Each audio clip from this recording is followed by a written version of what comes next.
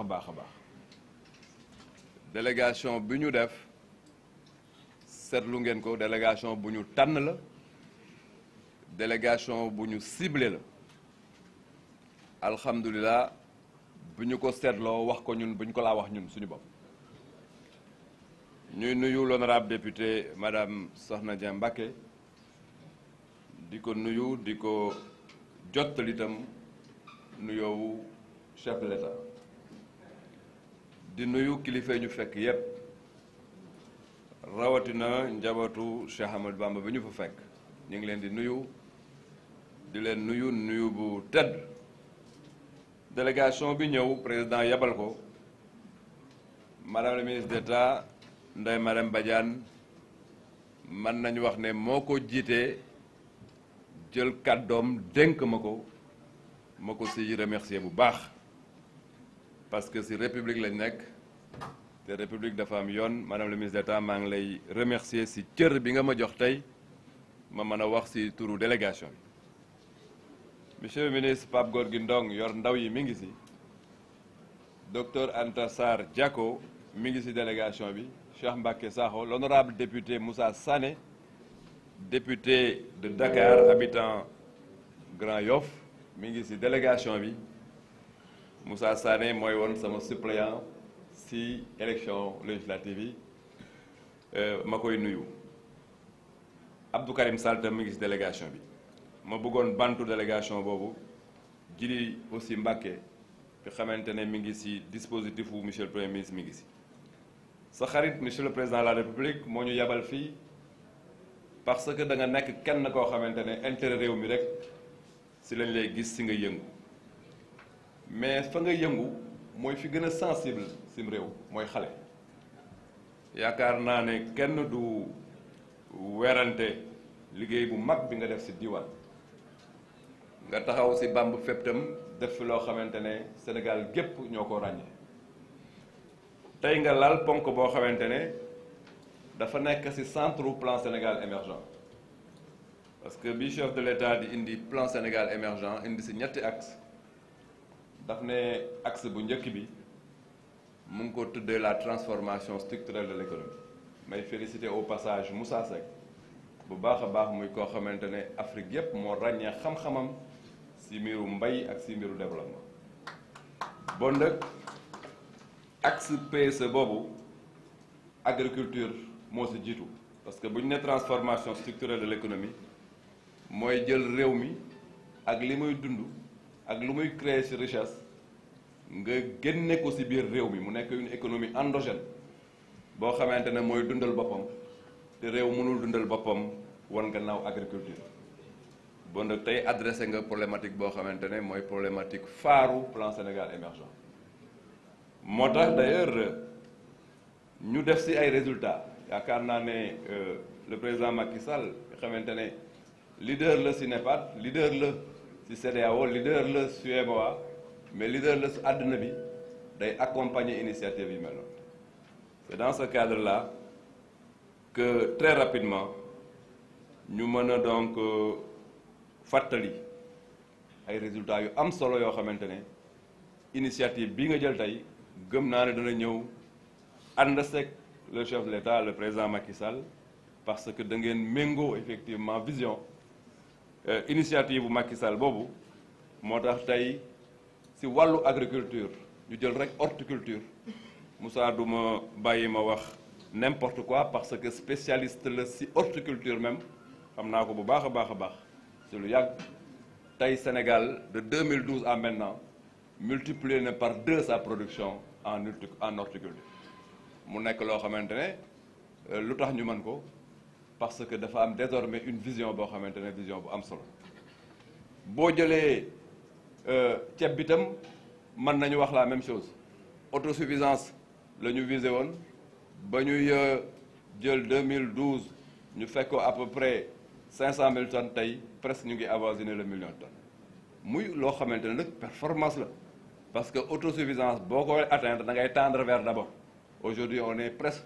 donc en train de réaliser cette autosuffisance en riz bi xam ne dañoo foogoon ne lépp la en un moment li indi loolu mooy c'est vrai irrigation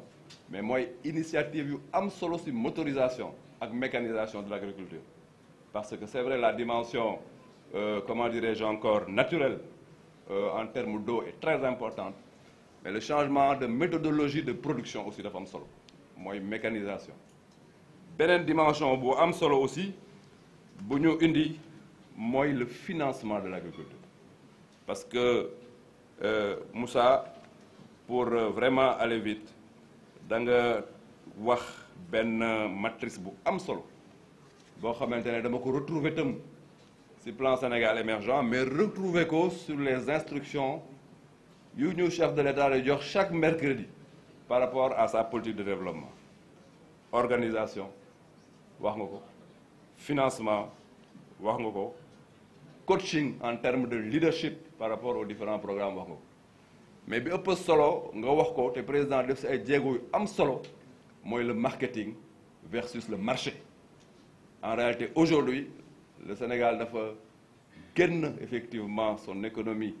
introvertie là pour dugg ci marché yi ba fu nekk la nit di jóge léegi di ñëw jënd ci fii ci Sénégal li Sénégalais di produire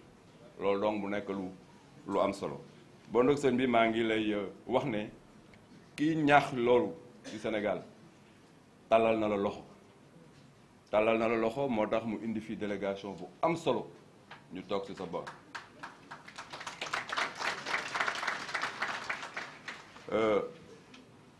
Tàllal na la loxo parce que ñëwuloo rek si ay wax da nga ñëw si une proposition très concrète bu doon na sax da nga koy door ñu wax mais da nga ko commencé si diwaan si Bamba Feb ba si tey. Bon nag ñu ngi lay encourager bu baax a baax di wax ne lenn rek moo soxal le chef de l'État son excellence le président Macky Sall mu nekk au centre du plan Sénégal émergent mooy jigéen ñi surtout ak ndaw yi parce que bu doon ne ci PSE rek la nekk comme cible sax ñu ne dafa ñëw pouvoir door ko préoccuper mais déjà dans le yoonu yokkute daf ne woon ma cible ce sont les femmes et les jeunes donc maa ngi leen di remercier bu baax wa salaam.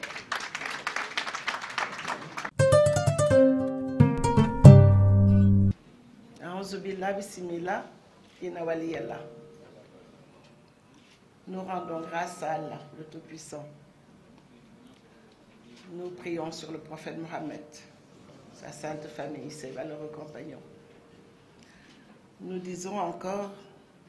jërëjëf Cheikh Ahmadou Bamba Khadimou Rassoul. Nous réaffirmons notre acte d'allégeance au Sauveur de l'humanité, Cheikh Ahmadou Bamba, qui est notre référence ici-bas et dans l'au-delà. Et pour aller vers lui, nous avons un guide, Cheikh Ahmadou Kara Mbacké Noreyni,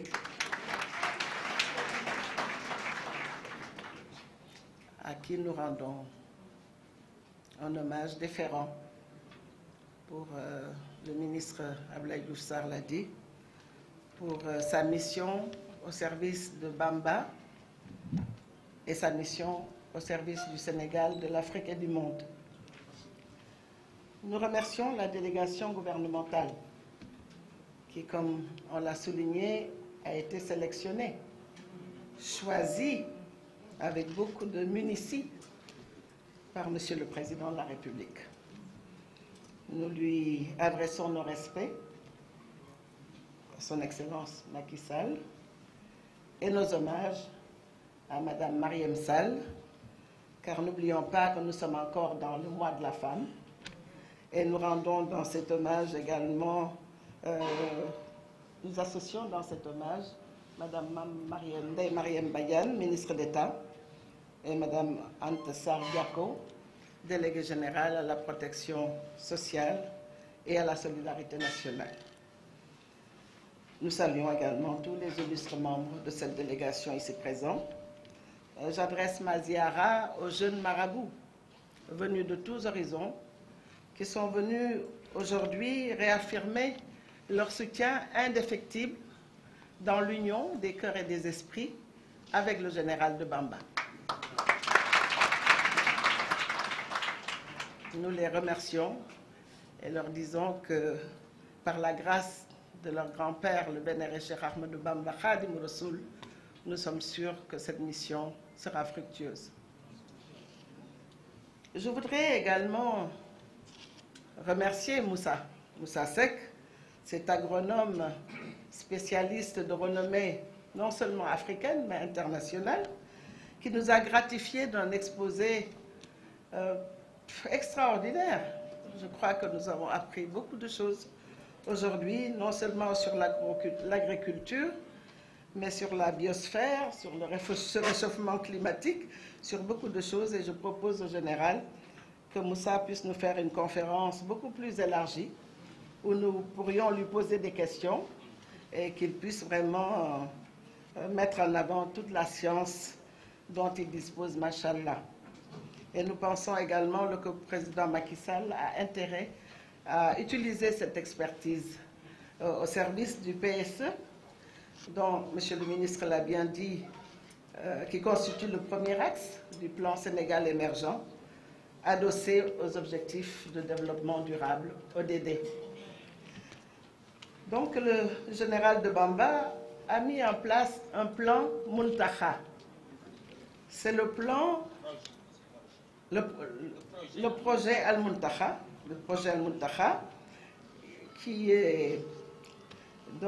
qui porte le nom de Serigne Mountakha Bachir, Khalife général des Mourides,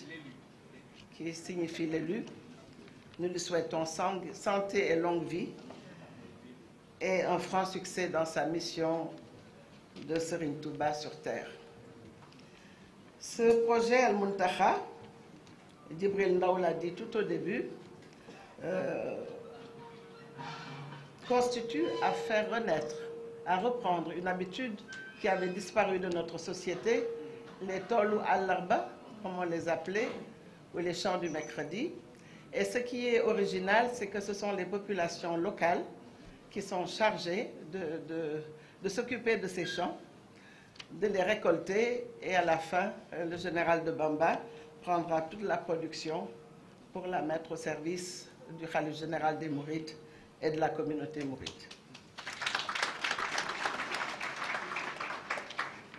Nous sommes sûrs donc, comme le ministre de la Santé l'a affirmé, que l'État apportera son précieux concours à ce projet qui est très innovant et qui pourra bien sûr permettre la réalisation du plan Sénégal émergent.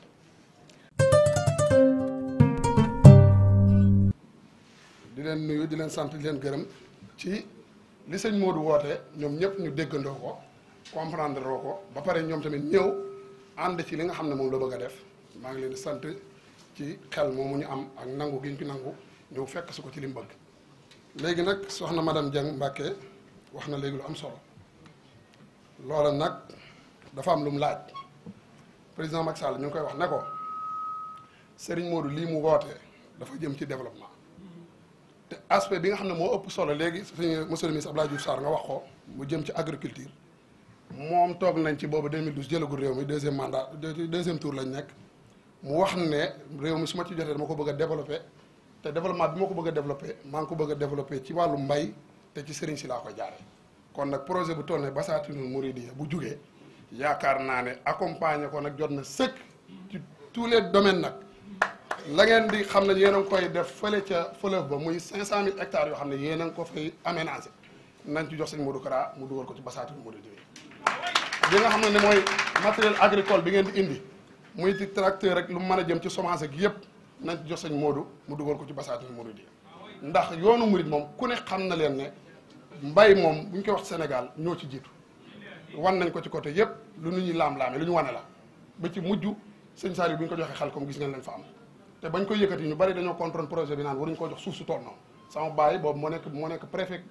Kaffrine moom bokk na ci li nga xam ne moo ko dox lijjanti ko ba këyit yi lijjanti ko ma jox ko sëñ Saliou ànd ak sëñ Mountakha mii nekk tey xalifa général des mourides ndax mooy sëriñam gis ngeen la xel comme produit léegi nag lu mel nii buñ ko jugee yëkkati ko li ma jàpp mooy lañ ci war a def ñu def ko nu mu gën a gaawee ndax Sénégal ñun xam nañ ko parole yi dafa bari kenn ku nekk day wax fii gauche à droite bu ñu defoon lii yaakaar nañ ne nag mu léegi nag lii moom projet la bu taxaw boo xam ne lu leer naññi la Basaatinul Mouridiyya la tudd mooy dekkali tooli àllarba yi jëmale ko ci wàllu mbay dajale ko jool ko sëñ Ahmadou Bamba sëñ Ahmadou Kara Mbacké Noreyni mu jox ko Serigne Mountakha Bachir mi nga xam moo fi nekkal Serigne Touba ëllëgati ci itam kenn ku fi mën a nekk itam noonu la koy continuer loola nañ ko accompagner ndax mooy indi développement. salaamaaleykum wa rahmatullahi taala wa barakatuhu. mbokk yi ñi ngi leen di siyaare bu baax te di leen gërëm di leen sant ci turu sëriñ bi waaye sëñ bi jiili xam na li tax muy ree ndax dangaa def loo xam ne yow rek yaa ko mën ci Sénégal ñii fi daje nii bokk ci askan wi dajale leen ci saal yombut waxuma ak dugal leen ci parti wala jàppale leen diw ku dul yow mënoo loolu man xam naa ku dul yow mënoo lu tax nga man mooy duma sëñ Modou Kara nit ñi xam nañ ma fan yii dañ ñoo woon nañu dimanche bu jot lu sant Mbàkke wala nga askanoo ci maaram ñëwal reer si sama kër ñuy ñëw di reer sa nga ñuy joxi teraanga bu ñuy dem ku ci nekk lu néew da nga yóbbaale $300 Abdoulahat mais da ko wax démb ne bu ñu xamoon sëñ Modou li muy def ndax $300 yi nit dana toog fii léegi ñu woola ca Touba ne na nangam ñi ci jot ci boppam laa lay wax ci réew mi kenn xamut du mu toll liñ ci faj ci aajo kon loolu su amee nga mën a wàccee sa bopp nag bu ñëwee doonatoo suñ bàyyi da ngay wàccee sa bopp ànd ak ñun bañ na ko ba bu ñuy reer sax yaay joxe mburu mi yaay def lépp loolu moo tax ma ne ku dul yow mënoo am na lu xew saal bi léegi ba am ñu génn dem waaye xoolal ñaari jëm yi leen remplacer mu mel ne sëñ Modou Moustapha ñëw ak sëñ Modou Bal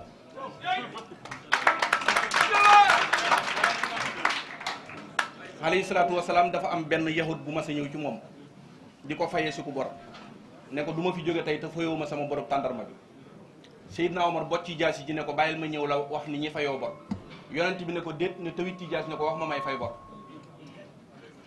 daan ne nañ ko dajaleel li ma ko ameel ñu jox ko ñu dajale lu toll loolu mu ne nañ ci dolli lu ni toll ndax bi Omar boccee jaasi dafa mer te mer moom dañ ko war a fay yahud bi ne ko man nag dama doon seet benn jikko muy doo mer moo ma teewoon a dugg ci lislaam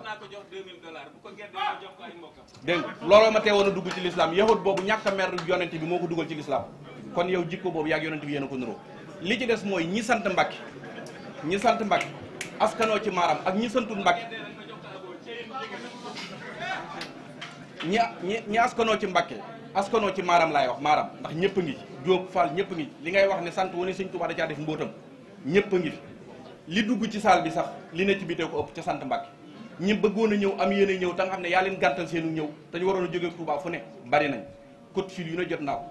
ñooñu nag ñoo àndandoo ne ma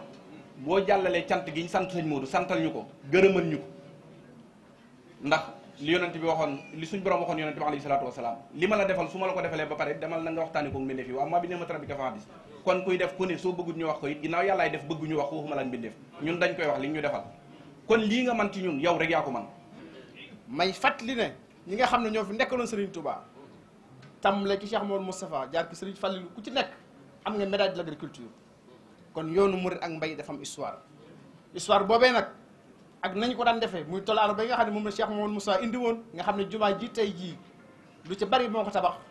tey jamono ji moo toll foo xam ne dafa am yeesal goo xam ne laaj na ko monsieur le ministre waxal léegi transformation structurelle de l'économie kon ñu war koo indi ci anam goo xam ne yow mooy anam gu rafet gi nga ko indee andi ñi ci gën a xereñ ci Afrique ñu seet loolu nag naka lañ koy àndee ak le président Macky Sall ngir Sénégal gépp jariñu ci te maa ngi seetlu ne bii wax lépp danga naa ko bul yem ci Sénégal ngir Afrique te loolu mooy Serigne Touba ndax Serigne Touba xéewal la goo xam ne la Cheikh Sidel Baba waxoon xéewal la bu suñu borom wàcce ngir mbindeef yëpp kon ci ñun la des ngir mboolem mbindeef yi man see jariñ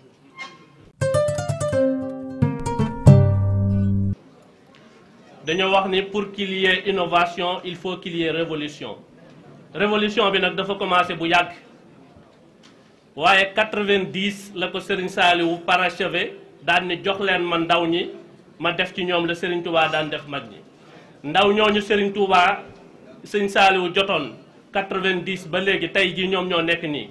dem ci daara yi jàng ba gindeeku xam li ñu war a xam doon li ñu war a doon mat sëkk fekk na boobu moom ba muy am 28 ans ci la ko Cheikh Abdoul Ahad Mbacké teg loxo wan ko àdduna si ni ko nag di nga jiite ji ndaw ñi di nga jiite jeunesse bi loolu mu di ci dox tey jii ba ñii Serigne Saliou waajaloon mat sëkk ñëw fekk si ko kon mu mel ni ki révolution bi tey jii la jot innovation bi mu war a indi war a yeesal Sénégal yeesal Afrique tey jii la war a dikk am na yeneen yoo xamante ni xam naa du ma ci egsi waaye mi ngi ñëw mooy la grande révolution de Cheikh Ahmadou Mbacké Kara sëriñ bi bismillah.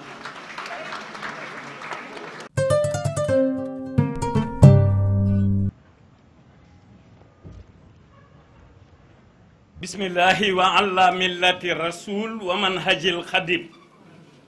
asalaamualeykum wa rahmatullahi wa barakatuhu. ñi ngi leen di ziar bi bismil islami wa bi bismil muridiya. yéen ñi nga xam ni dëgg la dañ leen di tuddee ay ndaw ay shabab waaye ndaw mooy ceinture mooy ndigg moo jàpp ci suuf moo jàpp ci kaw mooy téye ci kaw mooy téye ci suuf ndigg bu amee sikk rek day feeñ ci démarche day feeñ ci doxin di leen ziar ci turu kilifa ga ak kilifa yépp xulafaa u yépp di dalal ñi nga xam ni ñoom la rais bi tànn ndax délégation da ngay tànn mu tànn Adama tànn Hawa ñiyee Adama yéenay Hawa c'est important suñu borom subhanahu wa taala ba mu leen di jëlee àjjana pour punir leen indi leen fii bu ko neexoon ne Adama rek dem awaay toog di noos waaye daf leen ko boole ni leen feema leen di yóbbu nag dinaa leen tegal ay épreuve nattu yu nekk dinaa leen koy teg ba noppi di leen observer ba xam wala nabluwannakum bi shay'in min al xawfi wal juu ba tax na jigéen ñi ñooy Hawa góor ñi ñooy Adama arijal wa nisa li ñu tudde taqsir moom lay def damay résumer ndax bëgguma timis fekk ñu fi waaye dinaa wax l'essentiel li tax ñu amal bis bi ginnaaw bu ma santee Moussa wax ngeen fi xam-xamam ñun ñëpp a gisandoo président nee na ma sax jamono yee ca gannaaw il faut ma envoyé ko Moussa wax na ma lool man daanaka may taxaw di wax ci Macky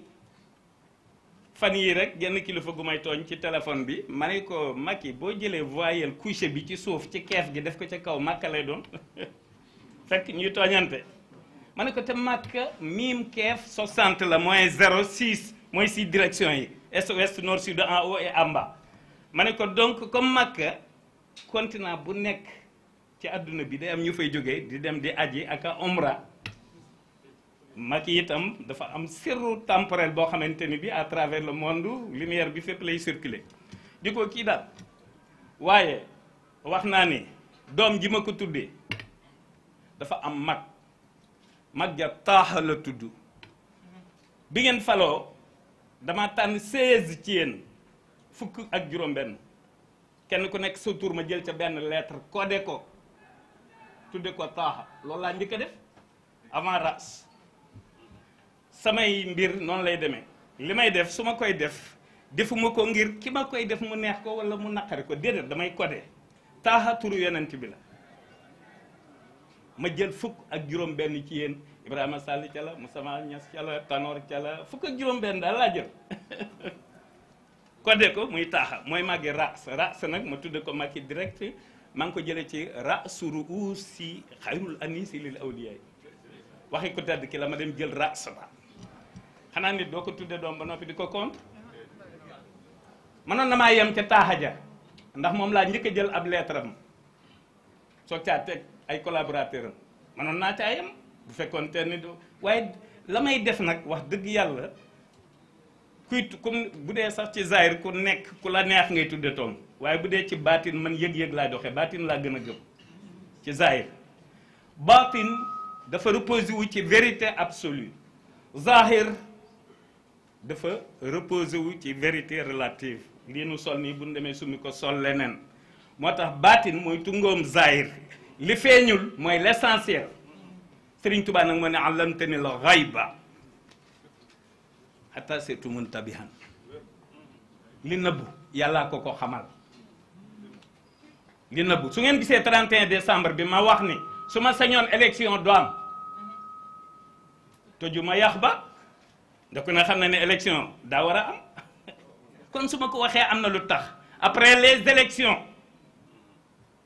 bu fekkente ni nag dafa am yu ñu la xoy met nag pour après les élections